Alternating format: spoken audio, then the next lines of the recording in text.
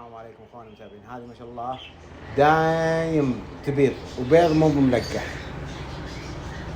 واحيانا يكون العذروب بالذكر واحيانا يكون يعني مشكله يعني فيها هي، لكن الغالب احيانا الذكور هي ما بتلقح زين.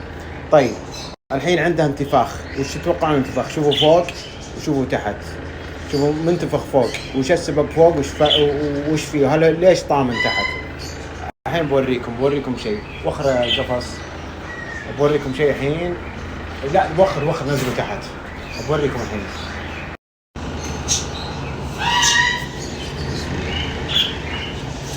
شوفوا طبعا الباجي فيه عيب كبير جدا، غالبا تموت يا اخوان.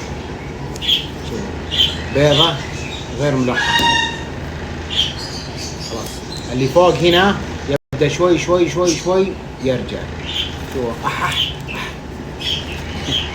والله تعب. ايه زعلان. شوفوا بيضة فيها قشر لكن قشرها جدا ضعيف. بوريكم اياه. خلاص كده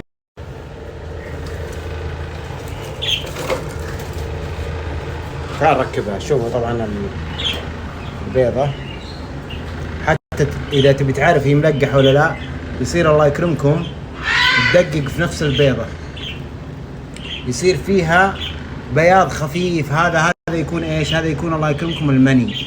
وهنا ما فيها الله يكرمكم اي حاجة. البيضة ما فيها اي سائل منوي. الله ارتاحت يوم طلعنا فيها.